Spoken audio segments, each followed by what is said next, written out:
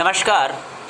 अभी हम डील कर रहे हैं आर.डी. शर्मा सर की क्लास 9 की 2021 एडिशन से मैथमेटिक्स के क्वाड्रिलेटरल चैप्टर पर कुछ इम्पोर्टेंट और महत्वपूर्ण सवाल जो कि एनसीईआरटी में भी इंक्लूड किए गए हैं। सवाल को देखें, बड़ा आसान है सॉल्यूशन, और अपने दिमाग में बैठा लें।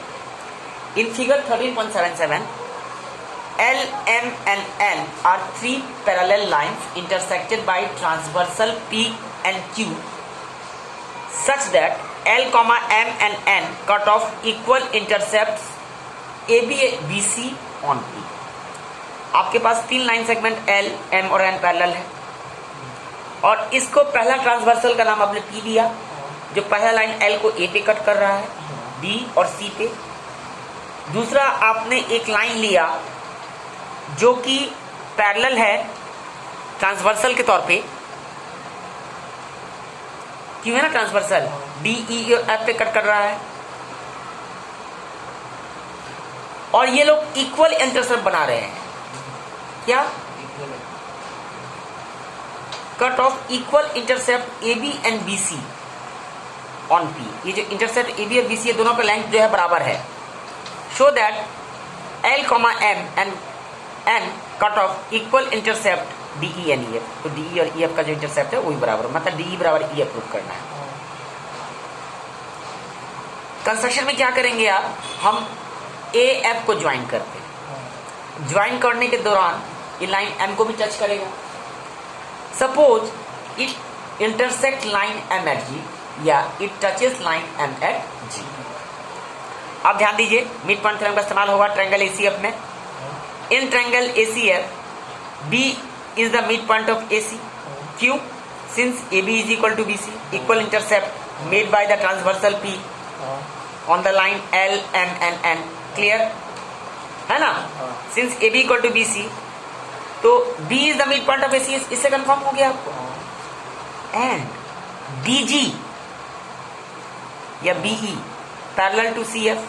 अगर B parallel to CF, since line M is parallel to N, तो every point on the line M is parallel to the line N, to the every point of line N। तो इसका मतलब line BE parallel to CF, हमें triangle में जाना है तो line BG parallel to CF। तो ट्रायंगल ACB में B becomes the midpoint of AC and BG parallel to CF, hence by the converse of midpoint theorem क्या होगा, G is the midpoint of AF। Clear?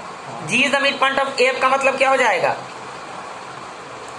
फिर in triangle AFD में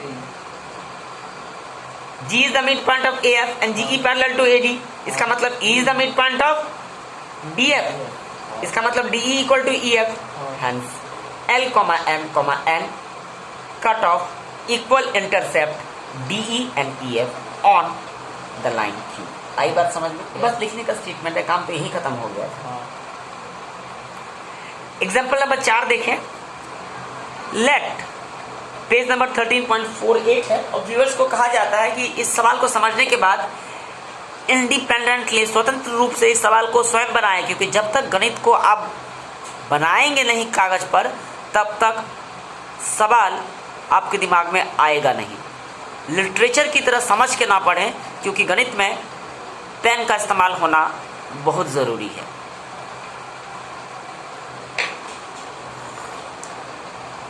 चलिए आगे बढ़ते हैं आपके साथ। Let ABC be an isosceles triangle with AB equal to AC। चित्र देख रहे हैं, ट्रायंगल ABC में AB equal to AC, and let D, E, F be the midpoints of their sides respectively.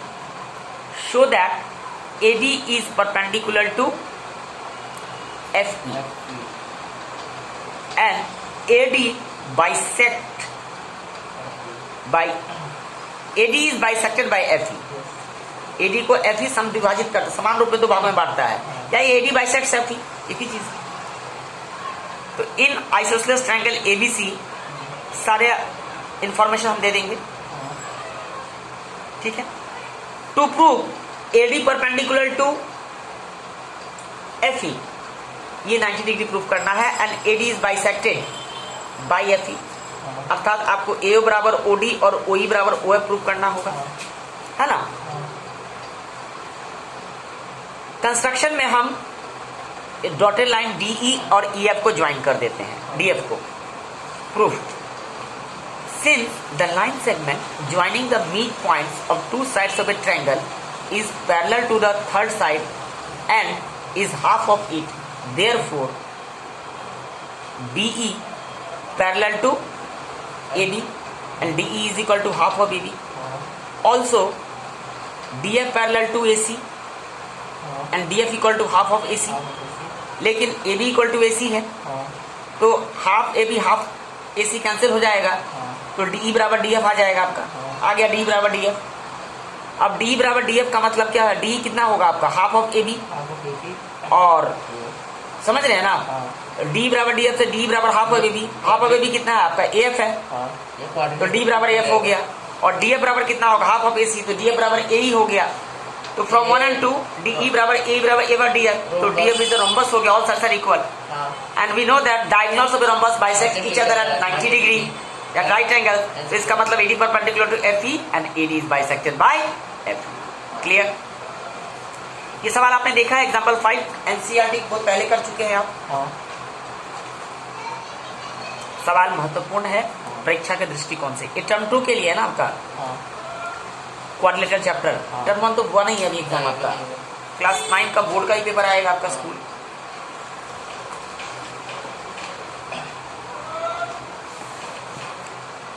Example 6 देखिए, ये जरा जबरदस्त किताब लग रहा है, सवाल लग रहा है। In a triangle ABC find the measures of the angles of the triangle formed by joining the mid points of sides of this triangle. सवाल अच्छा है, ये तो कर चुका मालूम है। तो एंगल D बराबर कितना होना चाहिए बताइए? एंगल D बराबर एंगल A और एंगल C बराबर कितना होना चाहिए? इसका अपोजिट क्या है? F होना चाहिए। और एंगल B बराबर एंगल E होना चाहिए। रिलेशन पे याद रखिएगा। व्यूअर्स से अपेक्षा की जाती है कि हमारे स्टूडेंट्स जानते हैं, इसलिए सॉल्यूशंस को डिटेल में नहीं बताया जा रहा है। एक बार आप पढ़ लें और बड़ा आसान है। अच्छा, एक चीज अभी हम करने जा रहे हैं, महात्मा जी ध्यान दीजिएगा। Example 8, prove that the figure formed by joining the mid points of the pairs of conjugative sides of A quad is a parallelogram. Quad को मिड पॉइंट को ज्वाइन करते हैं तो क्या बनता है? पैलोग्राम बनता है। अब हम इस पे कुछ चीजें बताने जा रहे हैं आपको जो 1 मार्क के लिए इंपॉर्टेंट है। रेक्टेंगल के मिड पॉइंट को ज्वाइन करने पर क्या बनेगा? रोम्बस। क्लियर? और रोम्बस के मिड पॉइंट को ज्वाइन करने पर रेक्टेंगल। बिल्कुल उल्टा केस होगा। ध्यान दीजिएगा, अगर the diagonals of a quadrilateral ABCD are perpendicular है, डायगोनल्स अगर परपेंडिकुलर है तो उस क्वाड के मिड पॉइंट को ज्वाइन करने पर एक रेक्टेंगल प्राप्त होगा। इतना टफ। और ये सवाल बड़ा इंपॉर्टेंट है।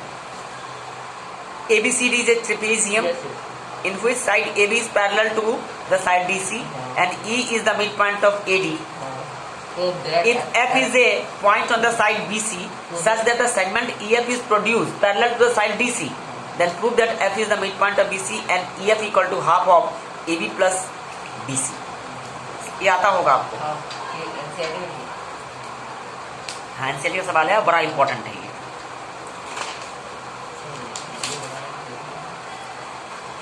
बच्चा समझ जाएंगे। हमारे व्यूअर्स जो है बड़े इंटेलेक्चुअल हैं, समझदार हैं। और thanks a lot for watching. आगे हम और भी वीडियो लेके आएंगे। लाइक शेयर सब्सक्राइब जरूर करें, यानी कि मैथमेटिकली LS स्क्वायर करें। L for like, S for share and S for subscribe. Thanks a lot.